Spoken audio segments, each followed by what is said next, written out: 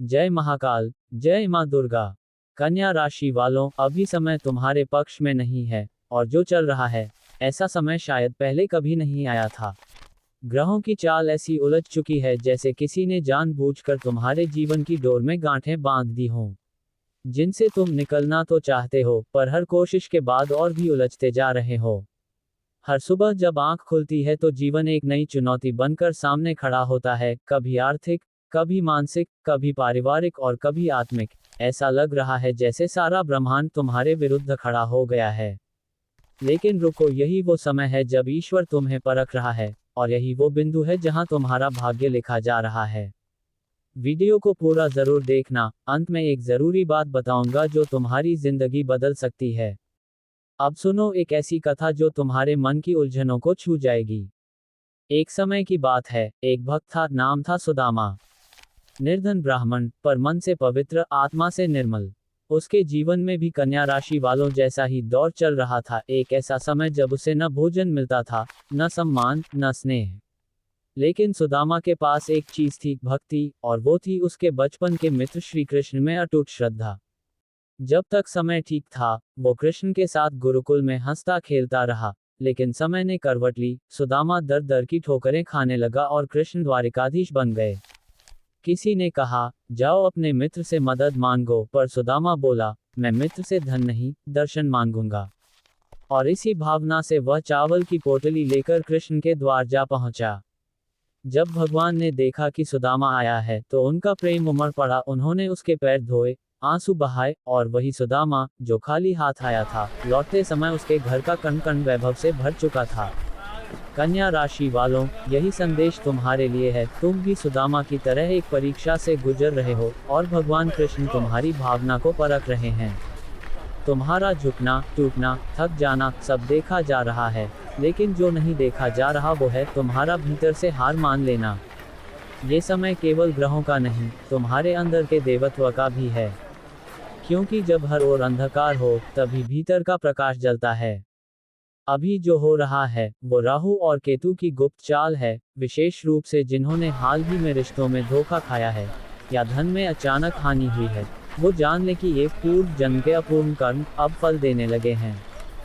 गुरुजी कहते हैं, कई कन्या राशि वालों की कुंडली में ऋणानुबंध दोष जाग चुका है, यानी जो तुम्हारे अपने हैं, वही तुमसे किसी अनजाने ऋण की भरपाई करने आए हैं। इसका अर्थ ये नहीं कि तुम दुर्भाग्यशाली हो, इसका अर्थ है तुम चुने गए हो। चुने गए हो कर्मों को भोगने और उनके पार जाने के लिए। इसलिए अब समय है उठने का, जागने का। ग्रहण काल चल रहा है, लेकिन जब चंद्रमा सबसे काला होता है, तभी अमावस्या की रात ध्यान के लिए सबसे उपयुक्त मानी जाती है। तुम जिस पीड़ा से गुजर रहे हो, वो तुम्हें उस द्वार तक ले जा रही है, जहां से आत्मज्ञान शुरू होता है। ध्यान रखना, इस समय कोई भी बड़ा निर्णय मत लेना, चाहे वो नौकरी बदलना हो, रिश्ते तोड़ना हो, या आत्मा को चोट पहुंचाना हो। जो सबसे बड़ा भ्रम इस समय चल रहा है वो है, मुझसे कोई प्रेम नहीं करता। लेकिन सच ये है कि जो प्रेम करते हैं, वो शायद बोल नहीं पा रहे, और जो बोलते हैं, वो भीतर से तुम्हारे अपने नहीं हैं। इसलिए गुरुजी कहते हैं, इस समय का सबसे बड़ा उपाय है मौन और ध्यान। हर दिन सूरज निकलने से पहले उठो और 11 बार ये मंत्र बोलो, ओम नमो भगवते वासुदेवाय। फिर हाथ जोड़कर कहो, हे प्रभु, मुझे मेरे ही मन से बचाओ। कन्या राशि का स्वभाव विश्लेषण करने का है, लेकिन इस समय जितना विश्लेषण करोगे उतना ही उलझोगे। इसलिए अब विश्वास करो खुद पर, अपने इष्ट पर, और उस राह पर जो अभी अंधेरे में है लेकिन आगे प्रकाश है। एक और रहस्य की बात बताता हूँ। जिन कन्या राशि वालों को रात में अचानक डर लगता है, कोई अनदेखा बोझ महसूस होता है, या सपना बार बार टूटता है, वो जान लें कि ग्रहों के साथ साथ कुछ ऊर्जाएं तुम्हारे चारों ओर सक्रिय हो चुकी हैं, जिन्हें तुम देख नहीं सकते, लेकिन वे तुम्हारे भीतर भय और भ्रम भर रही हैं। इसके लिए एक गुप्त उपाय है। हर शनिवार को एक नीले कपड़े में थोड़े से काले तिल, कपूर और लोबान बांधकर बहते जल में प्रवाहित करो, और लौटते समय पीछे मुड़कर मत देखो। ये साधारण उपाय नहीं है, ये तुम्हारी आत्मा को उन अदृश्य जंजालों से मुक्त करेगा जो पिछले जन्म से चिपके हैं।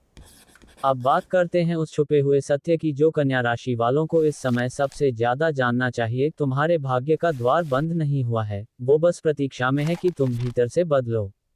कन्या राशि की ऊर्जा विशुद्ध सेवा, बुद्धि और विवेक की होती है, लेकिन जब ये ऊर्जा दमन में जाती है, तो वही बुद्धि आत्मनाश का कारण बनती है। इसलिए अब निर्णय लो, क्या तुम अपने ही विचारों के बंदी रहोगे या आत्मा के स्वतंत्र योद्धा बनोगे। गुरुजी की अंतिम वाणी यही है, जब सब टूट जाए तो बस भगवान का नाम लो, और जब भगवान भी मौन हो जाए तब भी विश्वास बनाए रखो, क्योंकि मौन का अर्थ त्याग नहीं, परीक्षा होती है, और जो इस परीक्षा में टिकता है वही अपने भाग्य को बदलता है। अगर तुमने इस वाणी को मन से सुना, तो आज रात सोने से पहले माँ लक्ष्मी के चरणों में एक जल का दीपक लगाना और कमेंट में लिखना, मैं सुदामा की तरह श्रद्धा रखता हूँ और श्री कृष्ण मेरा मित्र है।